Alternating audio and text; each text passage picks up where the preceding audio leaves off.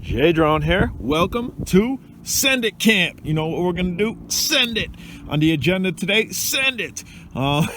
We have a 200 milliwatt AKK AIO. On top of it, link for that will be down below. It's brand new. I just got it in yesterday. I've been using these AIOs forever. We got a 3.7 that's going to power it over there. We are using the stock radio because I want to see if the stock radio is as good as I think it is.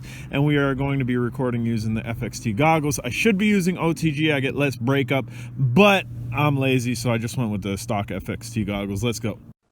And here we go, guys.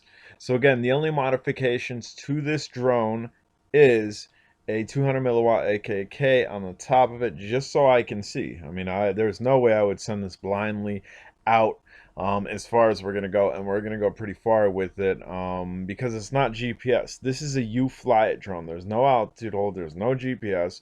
I don't even think there's a fake base return home heading on this. This is a you fly it. So 200 milliwatt on the nose of this. I highly recommend AKK's cameras. I've been using them for probably close to 2 years now and swear by the 200 milliwatt for range. The 25 milliwatt is what I have on that Potensic little whoop thing that I modded. It's good for a backyard type flight, but nothing like this. So guys, we're out there. As I've been jabberjawing, we got out there pretty quick. We're at 1 minute. We're at 1 minute and we're just over half a mile in a minute. Of course, we got tailwind. It's windy out here, and we're starting to get breakup. Again, if I had my OTG set up, we might have been able to go further, but we're going to continue going. Heavy breakup, heavy breakup. So I turned towards myself because the camera's on the nose of the drone. So with the camera facing me, because that's the direction now I'm in, we're reversing now. I'm not done. I want to go a little bit further. I want to push this controller. I never maxed out the range on the controller. I just stopped just because I was flaking out in FPV, and we could have kept reversing. But right there, we just went 0.68 of a mile. We're just shy of a mile. 0.68 of a mile on a $35 drone. Granted, this is a brushless drone. It is from Hubsan. It should retail probably around the $100 mark easy. The Bugs 3s, they originally retailed around the $150 mark. I think I paid $140 for one of my first Bugs 3s. So that's getting this for $35 is still. J-Drone, how do we get it for $35? Well, let me tell you. You're going to go down in my links. There's going to be 2 links. One for the camera that I'm using and also for the seller on eBay that I bought from. Check them out. If they have these, buy it now for $70. Make an offer. Make an offer. Start at $25. Start at $25. There's been people to get these for $25. I paid $35. Start at $25. He'll counter. You counter back. You counter. Just back and forth countering. But we found some ATVers here. We are going to we're gonna stalk the ATVers. I don't even know if they knew that I was stalking them, but we are gonna do some heavy stalking here. This is actually the first time that I've ever been able to do this, and it's pretty cool. It's pretty cool. It would have been nicer if we were a little bit closer to me. That way I could have got down a little bit lower and knew my signal was going to be pretty strong. But as you can see here, we're stalking some ATVers. It looks like we have a quad. Might be both quads, or maybe the front one's the side by side. The front one looks a little bit larger than that rear one. This is kind of fun. Kind of fun. I wish I had people to trail like this. And dude, so check it.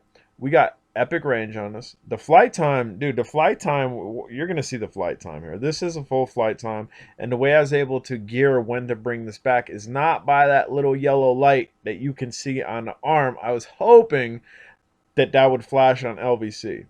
Your rear lights, your rear red lights are the ones that flash on LVC. So that little light that you can see on the bottom of the arm did not help me gauging my LVC, gauging when to bring this in. Fortunately, the FXT goggles leaves a little gap down at the bottom that I'm able to actually go from looking straight at what you're looking at, to look down and actually see the controller's telemetry. And the controller, the stock controller, has a battery gauge on it, and I was watching it the entire time. Once it flatlined and there was no more bars, then I decided to bring it in. I decided to land it, and that's when I found out that, come to find out, rear LEDs are the ones to flash and not the front ones. So I could center my AIO a little bit better to get that out, or maybe to make it equally positioned. But general thoughts were have it in frame. That way, if it flashes, that I can see. Again, guys, we're just flying this now. We're just flying this now. This controller is everything that I thought it was going to be, as far as range goes, and more. What do you mean and more? Well, what do I mean and more is, this will bind to a Hubsan Desire. This will bind to a H107C. This will bind to a H107 Plus. This will bind to any of your Hubsan drones that are not Wi-Fi flyers. Like, there's a couple of drones, a couple 501s that are Wi-Fi flyers, and a couple other ones that are just strictly Wi-Fi, like the blue Hubsan Desire. But your regular drones that are operating off of the Hubsan protocol, that's the and more.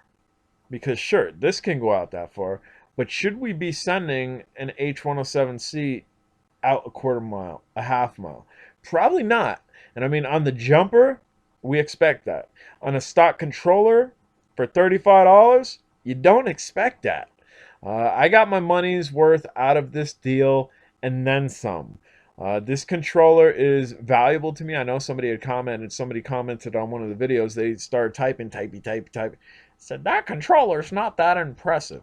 Dude, to me, it's that impressive. To you, maybe it's not that impressive. I mean, to me, I own the original jumper. I own the T8SG. I own the T16. I own the T12. I own multiple protocol jumpers. And even though this one's a Hubsan all-in-one, it's still very impressive to me. What it can do, the fact that it has a real antenna, and again, we're flying linear with the Abyss here, which I generally don't do, because to go retrieve this would be a pain in the butt, because now we're up on a different level, then it goes back down on a different level. But the trust I already gained with it doing that run out to almost a mile. I mean, we were 0.40 shy of a mile, so we were just over a half mile. We were closer to a mile. That's why I'm saying close to a mile.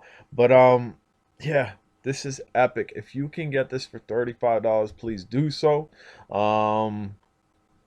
Soul Force, I believe that's Soul Force. He dubbed this on his little typey type that he had got one. And kind of made a post about it. So there's lots of people getting these. If you're not a part of Drone Days on Facebook, it is the best group for drones, point, period. It is the most proactive group and non-bashing group. There's a lot of drone groups out there that'll make you want to quit drones. If you're not flying DJI, then you are not cool. If you're not flying 4S, you are not cool. If you're in the SEMA group and you're flying JJRC, we don't like you. There are so many different groups out there that segregate what drones you're flying and how much you paid and what's cool and what's not. Drone Days ain't about it. Drone Days is about drones, point, period. And also fixed wings. Anything you can get in the air via a remote controller, we are down with. So I'm just coming down towards myself. Trying to give you a little look at me here. Guys, we're going on, I'm going to say 7.5 minutes. I probably jabber-jawed for about a half a minute. 7.5 minutes. FPV. It's a long time in goggles, man. You can see I'm using the FXT goggles. You were kind of able to see the controller in my hand as we did a little flyby. It is the stock controller. I did not do a little switcheroo. A little burning down close to the ground for you.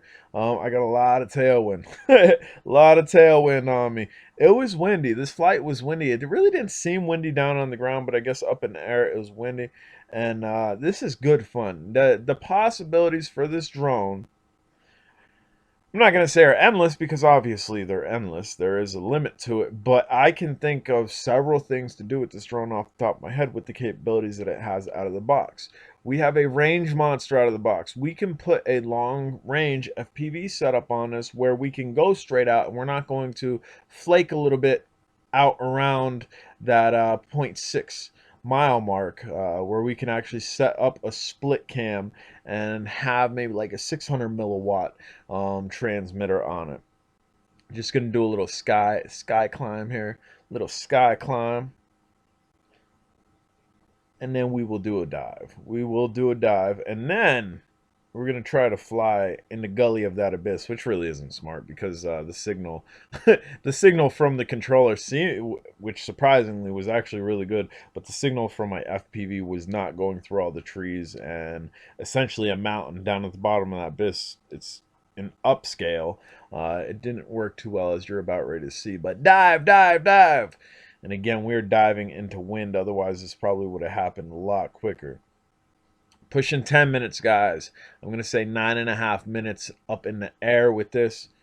And I always, sure, you can pop this open. You can wire your AIO directly. You can cut a hole in the mouth of this. And as you can see, my FPV feed, it's getting a little messed up. We're below level. We're below altitude that we started. You absolutely can make a clean FPV mod on this if that's what you want to do. But for myself, dude, I've never flown a plane in my life. But I do know somebody who has, and somebody who's really old, and old people like to talk. And occasionally I drive this person around, and they little jabba their brother also flew planes. The difference between the brothers was the one flew dual engine, the other one flew single engine. And in single engine, if one of your engines goes out and one of your batteries, if you only got one battery for your telemetry and your gauges, if you only got one of everything and it goes out, well, guess what? It's out. um, and a dual engine plane, and I'll transverse this into quadcopters. We're not, again, I've never flown a plane in my life. In a dual engine plane, if you lose one of your batteries or you lose one of your motors, you still have telemetry because you still have another battery. You still have the ability to limp your way where you need to because you still have a motor. Now, back to the quadcopter. Again, you could put this FPV mod in there super clean and wire it to the board, but guess what happens? It's just like running that single engine plane. It's just like running that single battery on the plane. If the battery conks out on this, you weren't paying attention, or you crash and the battery pops out, or you lose voltage, not only are you losing power to the drone and your motors, you're also losing your ability to see FPV. So I like pop and swap. I've gotten knocked for pop and swap, but pop and swap is what you saw in the beginning. I popped the AIO on top of it. I could pull it off and swap it on another one. Double side tape, Dollar Tree. It's made by Super Glue. It's epic. Go get you some. But if my battery on the drone goes out, there's a very good possibility I still got my FPV feed, and I've found drones by that. I've lost connectivity from the drone to the controller, and then I can pop in and out of my goggles. See, guys, I'm J Drone. If you haven't subscribed, smash the subscribe button. Questions, comments, concerns down below. Get at me.